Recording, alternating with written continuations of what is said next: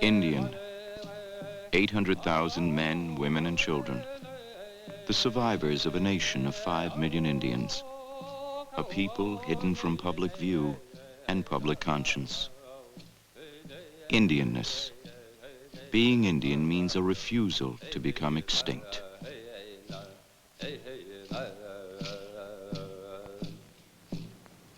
Indian people cannot be white. They have to be who they are. You may teach them, train them to live in the white world, but they must be allowed to remain as Indians and to practice their own religion and philosophy. In order to do this, it means that we need land because we're tied to the land. In most Indian life, it's part of us. It means the trees, the rivers, all life is part of us. So we are fighting for land as well as our right to determine our own destinies.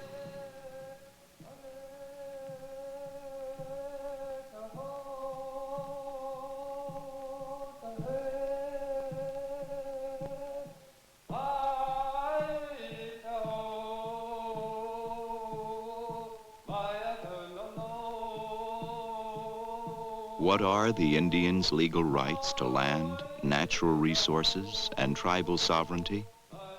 They are buried in more than 2,000 regulations, 389 treaties, 2,000 federal court decisions, and 500 opinions of the Attorney General, which protect the tribe's rights forever. The United States government made treaties with the Indians as one sovereign nation to another, and they're high-powered documents. But the United States refuses to honor their treaties. What am I going to do about it? Fight. What else can you do? You fight them in courts, you fight them any way you can. When the treaty was something that benefited them, then they wanted us to live by it, right? But now that the treaty might benefit the Indian a little bit and take away the profit from the white man, now they don't want to honor it. So this documentary is not to help us, it's to wake up the white people. Because this is their treaty, just like it's their Bible and it's their Constitution of the United States. It's not ours. And if they're not going to live up to them, it's them it's not us they're going to destroy, it's themselves. In the last 200 years, there have been many treaties and laws made relating to Indians, and this is the area that we call Indian law.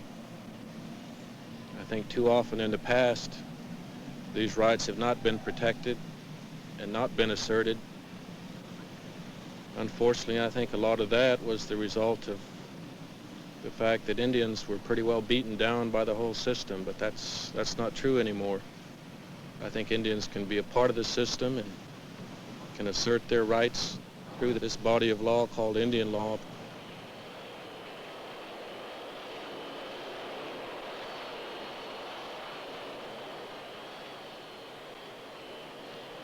The Native American Rights Fund is a national Indian legal services program representing Indian tribes and individuals across the country in cases of major significance where they can't afford to retain counsel.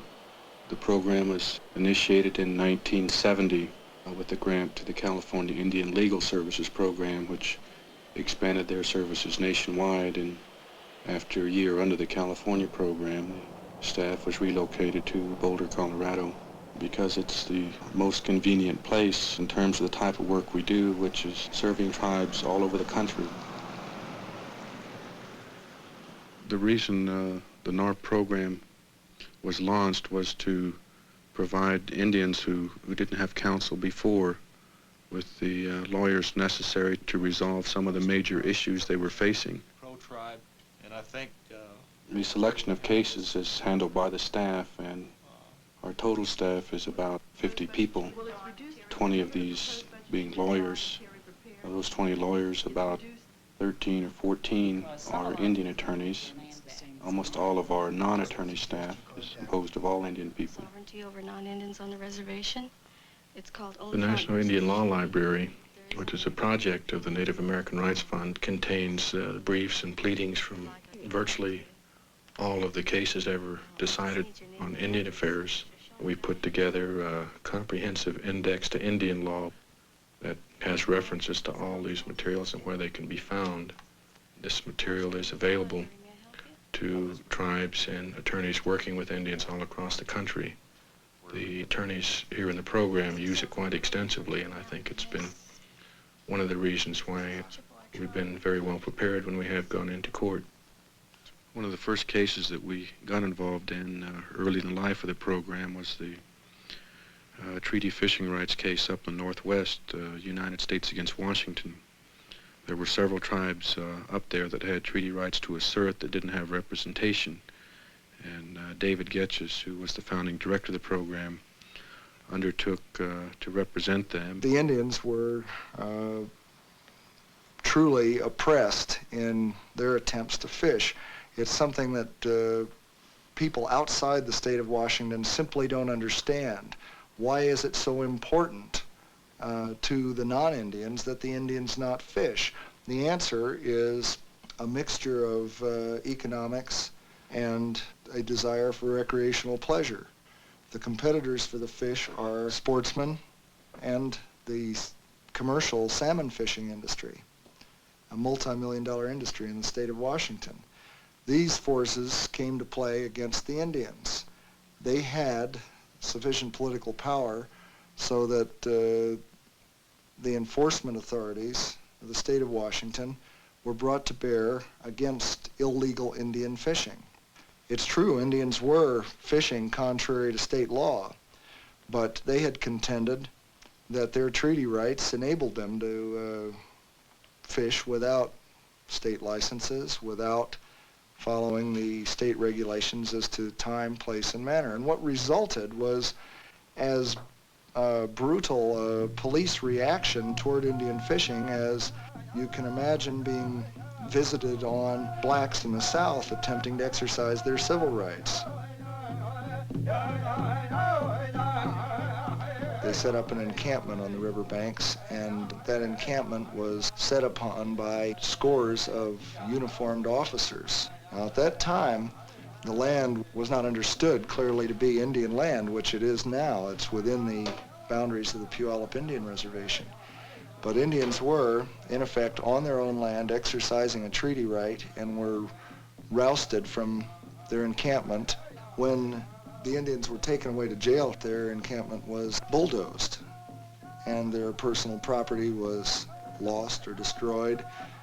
The lawsuit was filed against this backdrop, and the violence on the riverbanks was in large part responsible for precipitating the filing of that lawsuit by the government. I filed an action against the state of Washington, the State Department of Game, the State Department of Fisheries, and their officers, stating that, in my opinion, state regulatory statutes were unconstitutional and they abrogated the treaty rights which the Indians had acquired in the 1850s. Over the course of several weeks in trial, the case unfolded rather dramatically before a judge that we were frankly very worried about, Judge Bolt. I think it is a very, very regrettable thing that a case like this case was not brought to the courts 30, 40, 50 years ago. Had it been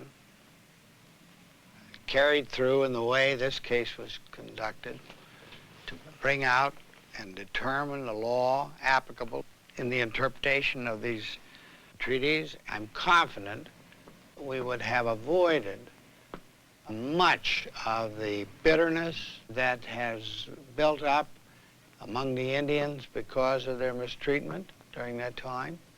And it would have been better for the non-Indians to have known that the Indians had rights which they were bound to respect.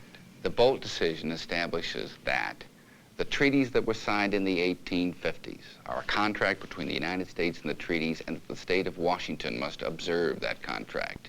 And it provides that the Indians shall have an opportunity to take up to 50% of the fish. That's the meaning of the language in common with other citizens.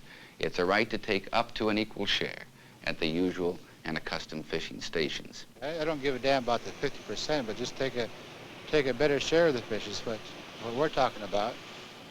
There's no way that the Indians can muster enough gear and boats to catch even 10% of the total run or their harvestable run. When you get a gill net from a cannery, and then you got to give them half of what you make. And they kind of keep you in a hole. By the time you get your net paid for, well, you got to buy another net. Usually 9 times out of 10 you can't pay for the complete net. And the boats, they run pretty high too. So that's where the Indian is, right here in the river with a little short net and the things that he can afford. I would say that our fishermen are happy with the boat decision. And what we did was try to determine best ways to boost the economy on the reservation. Most of our people fish during the winter months, so that's where we settled on building a processing plant. And since then, we're getting on our feet so that we're becoming more and more self-sufficient all the time.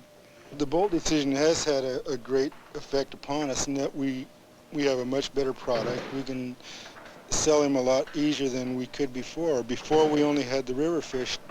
Now we have saltwater fish, which is it's a better product. He's easier to market. The Quinault Reservation fishery is entirely under the control of the Quinaults and not under the control of the state.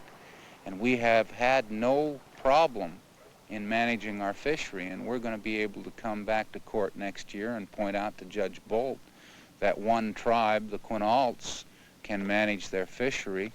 And I hope this leads to the judge recognizing the ability of other tribes to manage their fisheries. For us, fishing is a way of life. It's not a way of earning a living. It's a way of life. And every one of these fishermen on this river, that's the way they feel. Without fishing, I think they wouldn't be alive. I'm really confident that the situation will ease when the non-Indians realize that Indians aren't out to devastate the resource, that their real motivation is to simply make a decent living in the way that their forefathers hoped they would by having the bargain that they struck in 1855 carried out, and that they can also maintain a culture which is rooted in the ability to continue a fishing practice that is similar to what their forefathers did.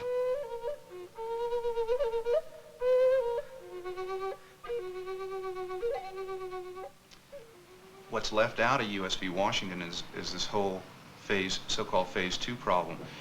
Phase 1 dealt with the existence of the treaty right and the allocation of the resource between the two user groups, the Indian and the non-Indian user groups. The steering committee of the Native American Rights Fund is composed of 13 Indian people from different parts of the country and is set up to provide the direction and also the monitoring of the program. That's the group that determines what we do here, then in our actual performance, whether we're living up to their directions and accomplishing the goals that they've set. What is it we can do today? What is it we can do 10 years from now, 20 years from now, 50 years from now? See, I mean, we haven't looked at our priorities on a long-term basis in the beginning, so there is sort of a need to take a look at it. Maybe they're okay, I don't know, but that's what it's all about. I like tribal existence as our #1 priority. I mean, what other reason would we be in business for? Because we get such a wide range of requests for assistance, we've had to make a determination as to those things which are most important, the things that the program should be working on. We've defined these in terms of a set of priorities, and those priorities include issues revolving around tribal sovereignty, tribal natural resources, human rights of Indian people, accountability of governments to Indian people, and also dissemination of information regarding the legal rights of Indian people. because without maintaining the sovereignty of the tribes and without maintaining their resource base, then in effect there are going to be no tribes. My father before him, and my fathers before them lived right on this land. And I plan on living here. I want my children to live here. Land to Menominees, as with all other Indians, is sacred. We respect it. We revere it. It's the source of our culture. And without it, Indian people suffer culturally, economically, psychologically. We Menominees in the 1800s ceded thousands of acres of land. Over a period of time, this has meant the loss of over 9.5 million acres of our land in exchange for a reservation established in 1854 of 235,000 acres. We were a reservation to 1954 when termination occurred. Actually, termination meant the end of federal supervision of our tribe. It meant cultural, economic, and political disaster for the Menominee tribe. Well, termination stripped away all federal ties, including the many federal programs that exist for Indians, scholarships, health programs, and the like. The tribes lost tribal sovereignty. That's a complicated concept, but basically it means that Indian tribes are governments. And governments in very much the same sense as a state is or a county is. And when their land was lost, their sovereignty was lost. People were very, very sad. It was a real sad time. They were almost like dead inside. They felt that they were hopeless, helpless, and didn't really know what to do to stop the land sales. They realized that if the land went, then they'd also be gone.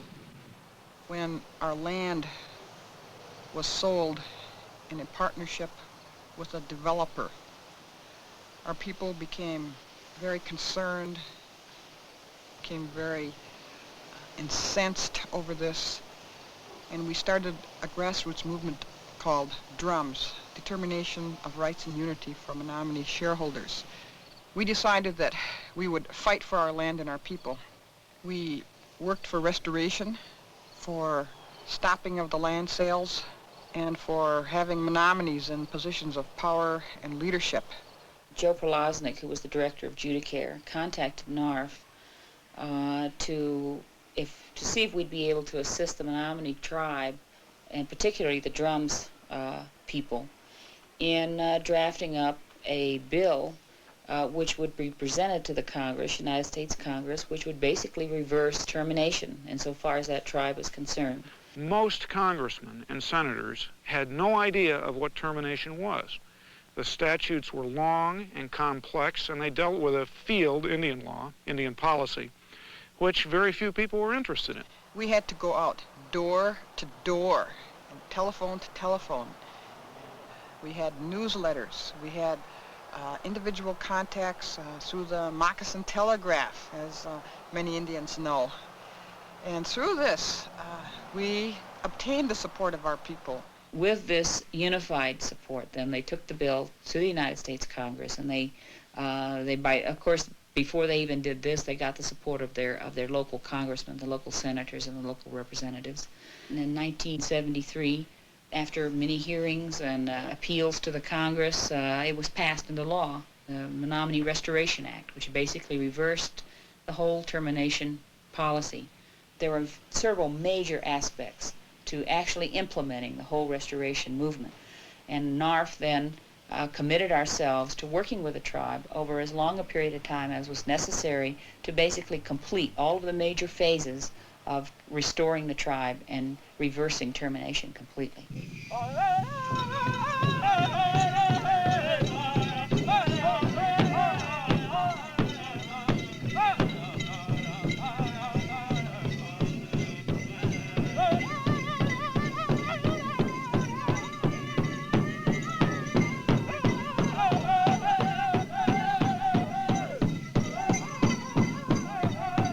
In April of this year, they will have the first elections under their new constitution, and a new governing body will be established.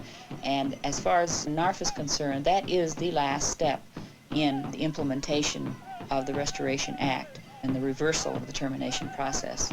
Total, it took from 1973 until 1977 to reverse what happened to them during termination.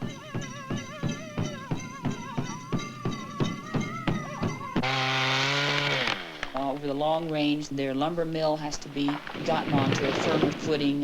It needs new machinery, and all this sort of thing has to be dealt with. And jobs have to be created. They've got new federal programs started and so forth. The tribe is beginning now to put itself back on an economic footing. Over the long term, it's going to be a long time before they're finally back in as good a position as they were before termination. But they're on their way now where they can finally reach that goal. I'm going to read to you an Indian legend. And we're going to read out of a very pretty book. It's a very pretty color. Now, when I was a little bitty girl, my father and my grandfather used to tell me that the Creator loved us so very, very much that he made our skin the same color as sand. Menominee children are fortunate to have their own teachers and their own schools on their reservation. On the Navajo reservation, the situation's different. There, NARF has had to file several suits to stop discrimination in the public schools. San Juan County is one of the largest counties in the United States. It's about the size of the state of New Jersey. The northern two-thirds of the county is non-reservation, and the southern one-third is the Indian reservation. And there are two major communities off the reservation, Blanding and Monticello, where the high schools are. The kids living on the reservation, if they want to live at home and attend high school, they've got to make the bus ride. And it's the bus ride that's the whole basis of this litigation. The longest bus rides are for about 90 miles long, one way, 180 miles round trip.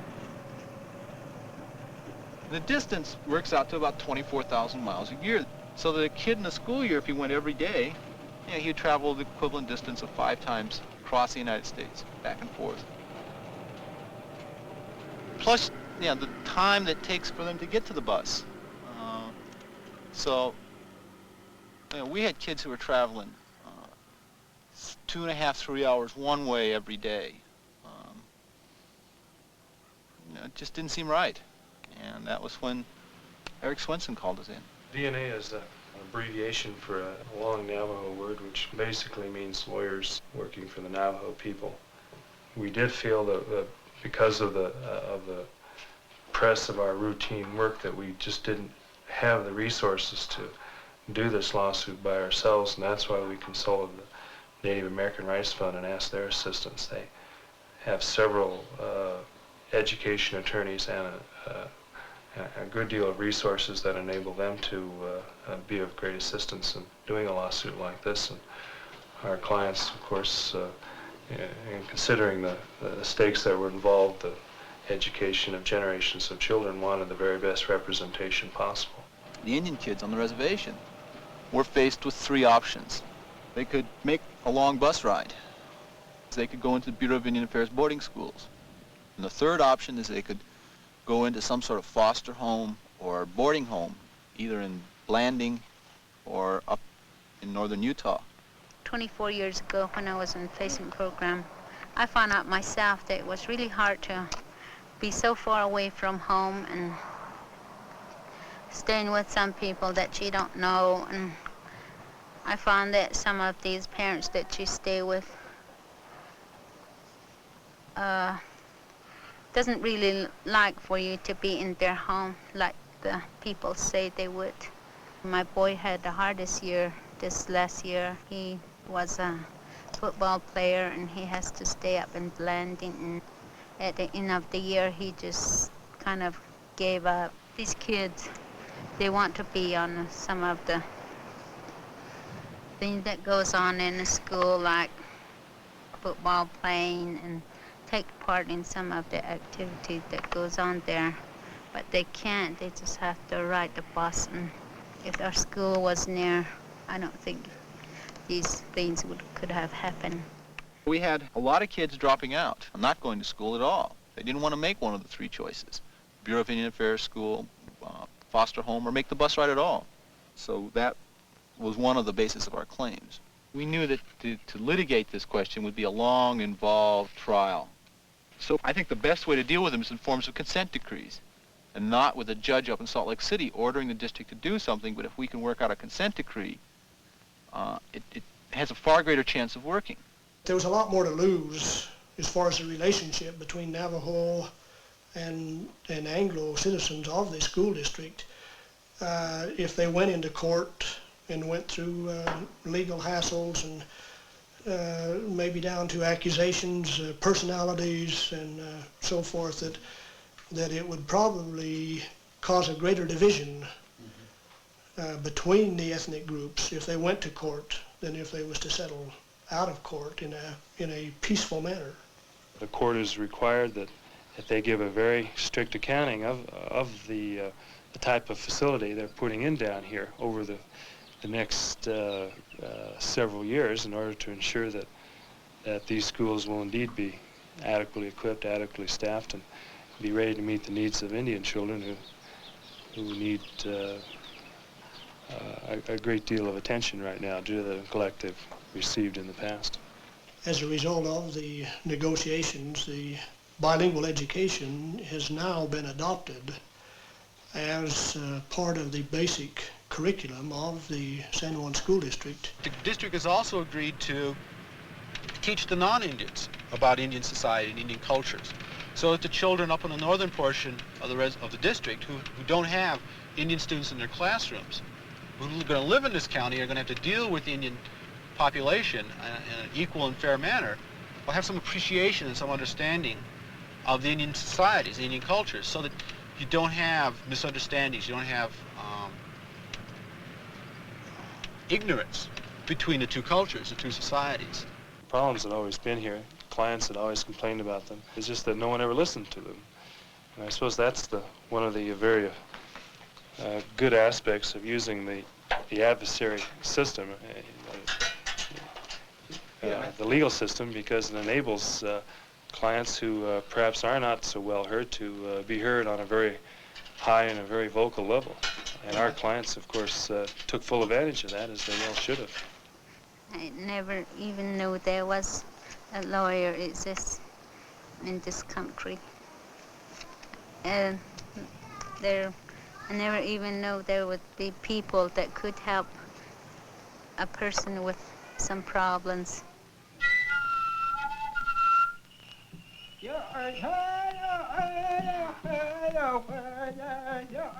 Another area in human rights that we're involved in is the right to freedom of religion, especially in the prisons.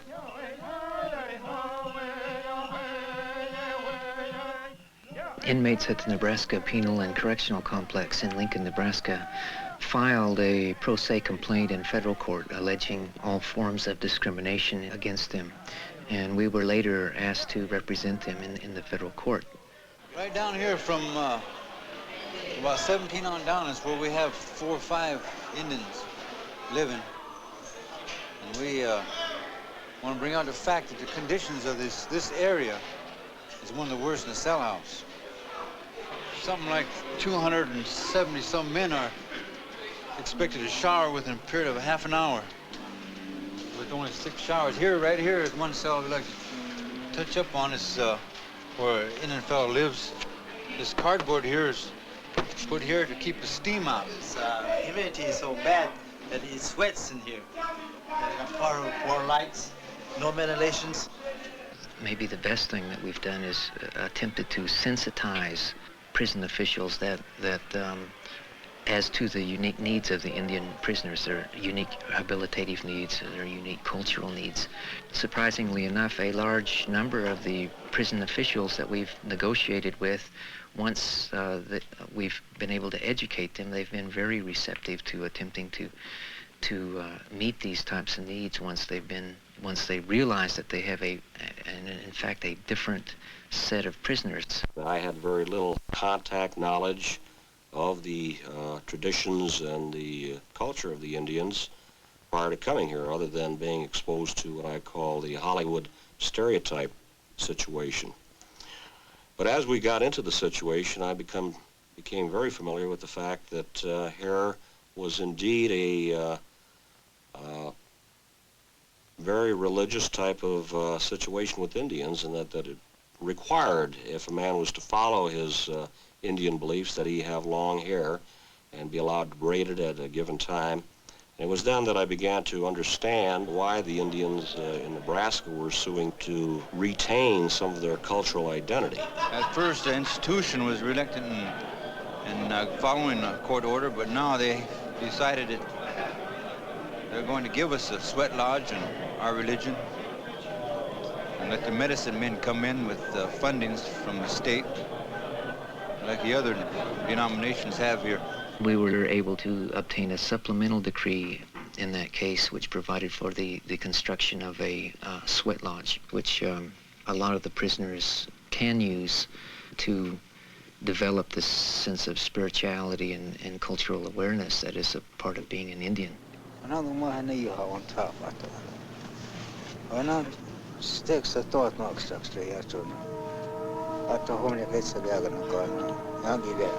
Well, the purpose of Sweat Lodge, where it all begins from, is from these rocks.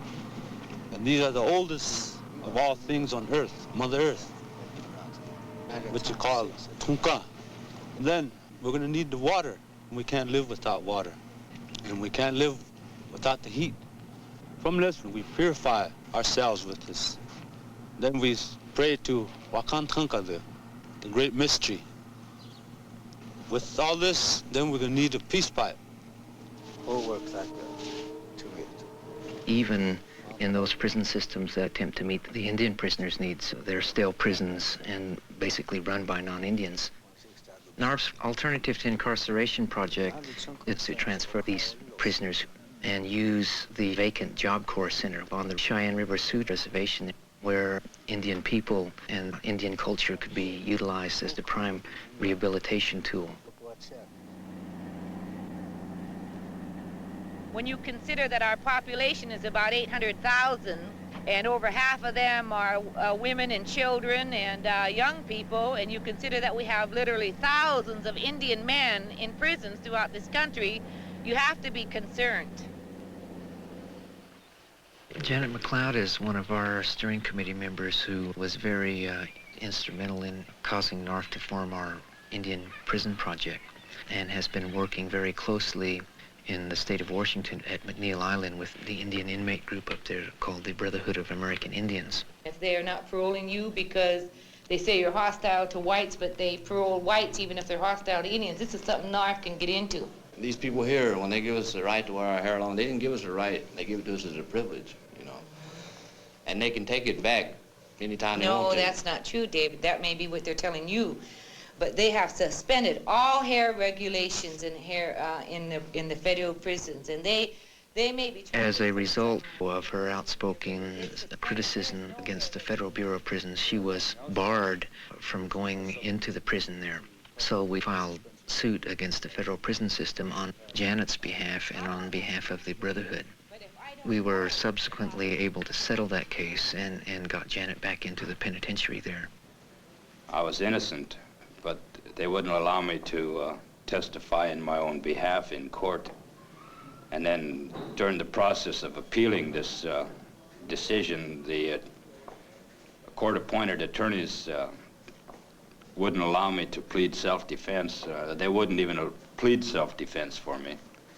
They wouldn't listen to what happened. They were angry at me merely because I was Indian, not because I had gotten involved in a fracas. Most of these court-appointed attorneys only get so much to try a case. They want to spend the least amount of time and take the least trouble. This is what our research in that area has found. Yeah, this is true. So they want you to plead guilty so they can get it over with, and usually tell you that you'll get a lighter sentence if you do. This is what they tried to do to me, and I was convicted of first-degree premeditated murder. When I live here no longer, take my spirit home to you.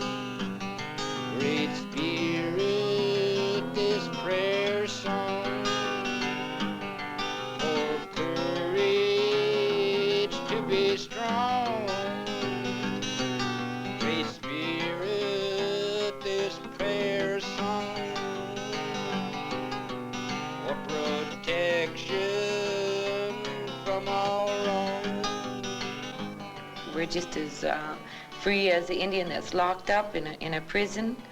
And we've got to think that way, but on the other hand, we have to pay equal attention to the beautiful things in life, because there still are things that's beautiful in life, whether it's trying to create things with your own hand through beadwork or through painting.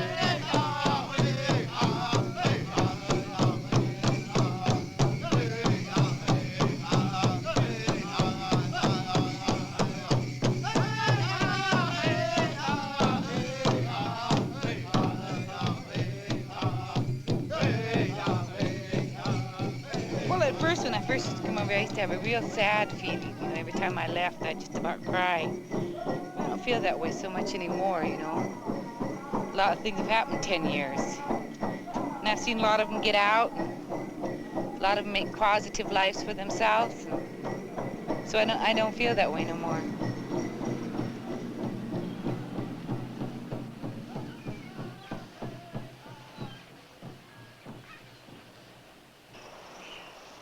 That calf there is the only one of the crop this year, but might see a few more here next year. When did the tribe decide to get this started up again? How about the monetary rewards that we receive as attorneys may not be as high or as great as we would be able to make other places, but I think most of us feel that what we're doing here is especially important. It's a unique opportunity to make a contribution. Started off with a herd of about 5.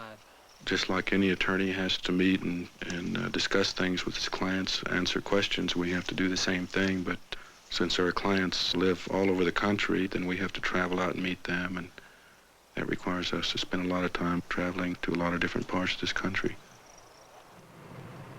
Northern Cheyenne Tribe is located in southeastern Montana, and at the present time they're involved in litigation to define their water rights. It requires me to go up to Montana and out to the reservation a couple times a year to give progress reports to the tribal council. Arguing one thing that's certainly going to be contested is this winner's doctrine right, the ownership of the water by the tribe from time immemorial. The state's not going to stand for us making that kind of claim. They're going to fight us all the way. They're going to say, you guys weren't entitled to any water until 1884, 1900, or later. There's a cloud on the title of almost all of the water rights in the West until these winner's doctrine rights of all the tribes are decided. The winner's doctrine protected the water rights of the tribe against intrusions by non-Indians. The doctrine says that the tribes are entitled to water from the time their reservations created or from time immemorial. The first case that the Native American Rights Fund became involved in was the water rights case on behalf of the Pyramid Lake Paiutes. In that situation, the tribe, which depends very much on Pyramid Lake and its fishery, was being denied the water to maintain the level of the lake by the actions of the federal government, which is supposed to be the trustee for the tribe. The lead attorney on the Pyramid Lake case was Robert Pelsiger. One way to solve the problem was to try to get the enormous resources of the federal government behind us rather than fighting us. The first suit that we filed was in fact against the government, against the Secretary of the Interior, and that's led in progressive stages to the situation we're in now, where finally we got the government to bring the lawsuit we wanted them to bring against all of these water users. There are 15,000 people who have various interests in water rights along the Truckee River. Tribe's demands are very reasonable. They're asking for sufficient water only to maintain the lake at its present level, not the level that it was 70 years ago before any diversions took place. In fact, virtually everything that we're asking for can be obtained if the water users on the Truckee River were more careful in the way that they use their water. For example, water isn't metered and it costs the same amount if you use it carefully or if you waste it. All that time they were doing that, there was absolutely nothing, no concern about Pyramid Lake. It was declining 70 feet. They're killing our lake, and the government is responsible for allowing all the dams to be built on Truckee River, and we've lost about 70 feet of water. All that white you see on those rocks used to be underwater. Many years ago, when I was young, my great-grandfather, he was one of the chiefs. He controlled the Paiute tribe. Fishing was very good in Pyramid Lake. The Indians used to fish for this great, big, low-hunting, cutthroat trout. It wasn't planted by state or the United States government. Mother Nature had put these trouts in Pyramid Lake, and they grew to be the biggest trout in the world.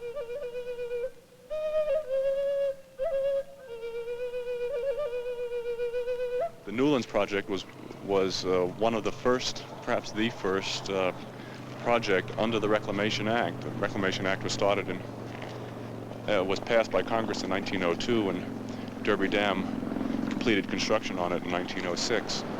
Senator Newlands was the primary sponsor of the Reclamation Act.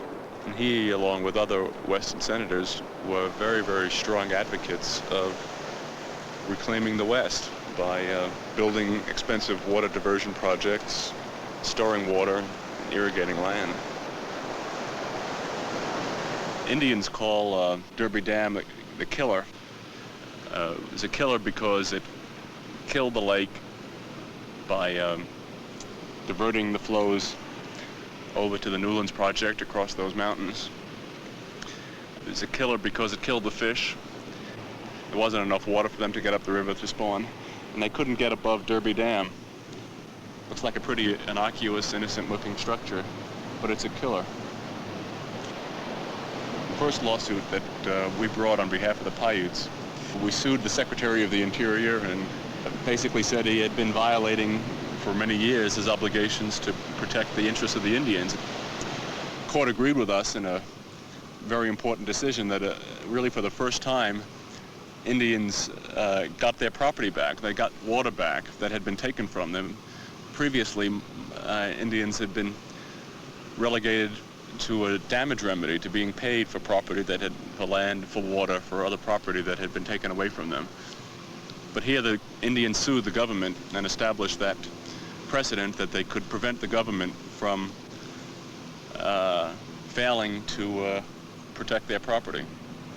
Now they've joined with the tribe in trying to establish the tribe's water rights, but it's going to be long, it's going to be lengthy, it's going to be appealed, it's going to go to the Supreme Court.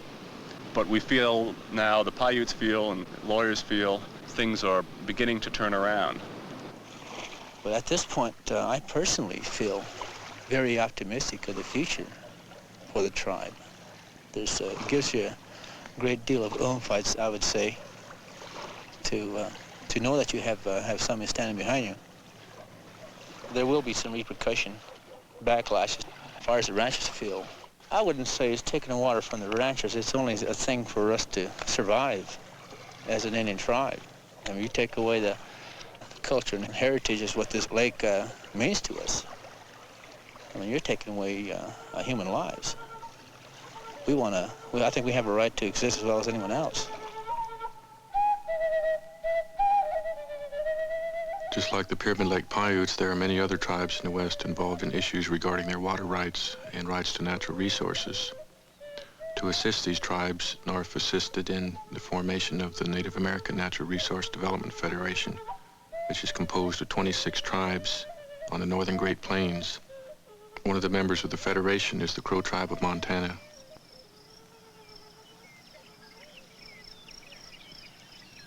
This is the place where Custer had fall with his men in the Battle of the Little Bighorn. My great-grandfather's name is Curley, and he was one of the scouts for General Custer. And in the stories that he tells, he was the last one that saw the battle from one of the hills far off here. And he watched the battle, and when they were wiped out, he rode out to the Bighorns to report to the boat far west. And he didn't speak English at the time, so what he did was he put a bunch of little sticks together in the ground like this. And he said, Custer, wiped out. One of the original treaties of 1825 that this land was designated to the Crow tribe, without knowing that all of this area would be rich one day with natural resources, such as coal, midnight, some of the wealthiest deposits in the world. There was oil shale, and different minerals that were available. And in our treaties of 1868, it stated in there, as long as the grass shall grow, the waters and the resources will belong to the tribe. It's one vast land that we had at one time given to us by the Great Spirit.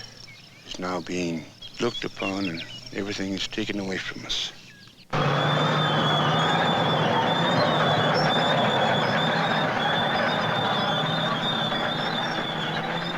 In the early 1960s, energy companies start getting interested in the coal in the northern Great Plains area.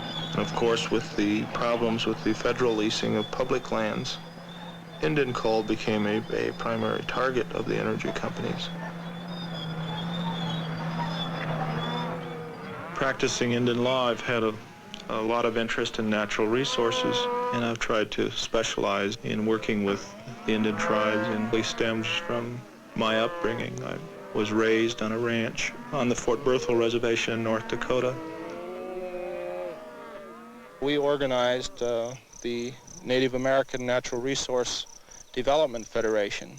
We're talking about tribes that basically have the same resources. There are coal on a lot of the reservations, there's oil and gas. And I think if Indian tribes are to continue as a separate governmental entity, it is going to be through their land base and through their tribal economies. This organization started about 5 years ago when people started to realize the Indian people along the Missouri River Basin tribes, including our traditional enemies, the Sioux and the Crows, Shoshones, Arapahoes, the Hidatsa, the Grovon, all the different tribes that gathered together to sort of form a united front, to get their heads together, to try to work together for the last resources that we have. Today, when the opportunities are so great, when the stakes are so high, when we have untold millions of dollars worth of resources underlying our reservations, we still don't have all the answers. The BIA has to recognize that there's some religious significance involved here too. These rivers have spirits, just like other forms of life. And we keep doing that, and pretty soon our streams are going to burn like they do back east. Now, what I'm getting at is in these studies that you're making, how much significance are you laying to the fact that there is a cultural difference, that a lot of us would like to leave this water just the way it naturally is and let it flow the way it naturally flows. Somebody's going to challenge your right. Now, you're coming up with a use that's not really been adjudicated, that we don't know whether or not that's a beneficial use. You can make some good arguments for that, and that's what will have to happen. If it's within the reservation boundaries, if it's our water, and if we want to let it flow the way it naturally flows, it seems to me like we ought to have that right. You know, I can't address myself, ladies and gentlemen, to the spiritual aspects of it. I told you I started learning about the Indians 30 days ago. I respect that, and that has to be your judgment on how you handle your natural resources. But once you've made that judgment, then it's the time for you to get a little more sophisticated in your financing approach and not let these big corporations run over you. I can assure you in the Middle East, the Arabs didn't have any money when this all started out. The corporations put up the money. You know, you really have to come of date as you have in your legal enlightenment, so to speak. You have to start to become sophisticated in the financial community because you have, I'm telling you, a lot more strength and power than you realize.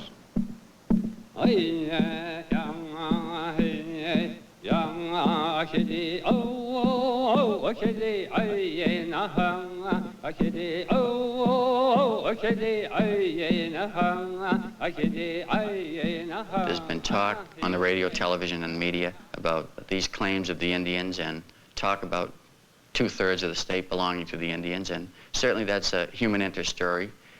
People often talk about giving certain lands back to the Indians in a jesting fashion. And I think the media has played this up. It's been much more of a media event in some respects. I don't think there's been much of an analysis in the media in regard to what merits there may be to the claims of the Indians. Presently, there are 2 suits pending in the federal district court here in Maine by the Passamaquoddy Indians and by the Penobscot Indians. The Indians are contending that they gave up land or claims to land in the state without being approved by the federal government. The state of Maine separated from the state of Massachusetts in 1820, and we assert that by virtue of being aware of the Articles of Separation, that the federal government ratified the land transactions between Massachusetts and the Maine Indians. Passamaquoddy and Penobscot tribes are 2 small tribes of Indians who made the mistake, I guess we should say, of being friendly to the United States in the Revolution. Had they fought with the British, we would be sitting in Canada now. They played a critical role in that conflict and fought in the Revolution on the basis of and in response to promises made to them by the federal Indian superintendent of the time, a man by the name of John Allen. Allen promised them that if they assisted the Americans, they would forever be protected and that their hunting lands would be secured to them and that they would be provided with services in time of need. And after the war was over, they were the good guys who finished last because the federal government promptly forgot about its promises and never kept its part of the bargain. But the federal government did keep its promise in one important regard, and that was that in 1790 it passed the Trade and Intercourse Act, which by law rendered void any transaction with any Indian tribe concerning Indian land that wasn't approved by the federal government. Thereby, of course, gave them the claim that they have today. It's our position that under the laws of the United States, 60% of the state of Maine must be returned to the Indians. Any public official who has a responsibility of dealing in these areas has also a responsibility to the other million citizens of Maine. And certainly, if I'm going to meet my constitutional obligations, I could not in good conscience suggest or recommend the giving away of Maine properties and Maine monies on a case without merit. The state has let the litigation go along, has apparently taken our offers to negotiate as a sign of weakness, has frequently made jokes about us as a result of that, and let the thing slide. And lo and behold, about a month and a half ago, a very large and prestigious law firm has refused to certify that these municipalities have the power to collect taxes because they say as a result of our lawsuit they can see that there is a question as to whether or not this is Indian land, and if it is Indian land, the municipalities would not have a power to impose taxes, therefore could not raise the money to pay off their notes. The tribe's position continues to be that they never wanted to see those difficulties come about, that they were willing to talk about a negotiated settlement, but our position obviously must be that there are only 2 alternatives. Either we continue in court or else we enter into good faith negotiations. We want to be fair. We want to make it as easy as possible. But always, if you take some rights from anybody, that's going to be hurting, I guess. I know that when they took our rights away, it was hurting here. Right of ownership, or right to own a house, or right to even borrow some money. We didn't have those rights. Now we do. There have been 6 to 7 generations that have grown up in Maine in these areas. People built homes and farms and businesses, and these things weren't given to these people. They did it by their own sweat. You just don't undo things of that sort. And you can never forget that we're talking about something 2 centuries old. It just can't be rewritten. It's essential, I think, for us to tell people here in Maine that the land case that we are going to be pursuing is our right, and it's something that we legally own, something that we're not stealing from them. It was been stolen from us. Well, if we get a settlement, the people I've talked to so far, there's about 50 to 75% of the people, they want the money to be put in a trust fund to be controlled by us ourselves so that our children and their children, and their children will have monies for education and for health and for good homes, jobs, whatever, you know. We don't want the money just to get it ourselves and just divide it up and spend it. We just want it for the future, for the next couple hundred years for the kids. There are a small number, a limited number of these non-intercourse act claims in the United States, but nothing that compares to the 12 million acres that's involved in Maine. We are involved either directly or indirectly in almost all of the other small claims that there are. In Massachusetts, we have two claims. One is a claim on behalf of the Wampanoag tribe of Gay Head. Mashpee, we've sued for the entire town of Mashpee. Two claims in Connecticut and New York. There's the Oneida claim. If every tribe in the United States was in a position to have their land returned, I would think that there would be a very good chance that our system of justice simply would not hold, and Congress would change the law. Congress does have the prerogative to undo what our government did many years ago when they entered into the treaty. Congress can abrogate the treaties. That's one of the least pleasant aspects of Indian law, is that the treaty promises of 100 and 200 years ago can be eradicated by a stroke of the congressional pen. It's just been a change of battlegrounds over the last 100 years, from guns and bows and arrows now to the halls of Congress, and Indian people are really yet to be heard from in this country. They're going to subject the Congress of the United States to many very difficult decisions, and they're going to be decisions that have to be made, hopefully, on principles of trust. This nation has undertaken obligations to Indian people through the treaties. I think the primary one is the right to self-determination of the native people, and that right has to be vindicated by the Congress, even though it may have to be over the objections of substantial interests adverse to those of Indians.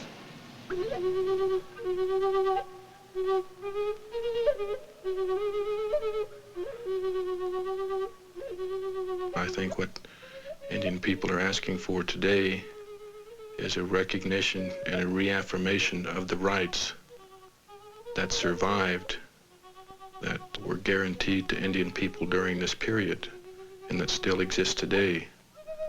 This is what our program is trying to assert on behalf of the tribes that we represent.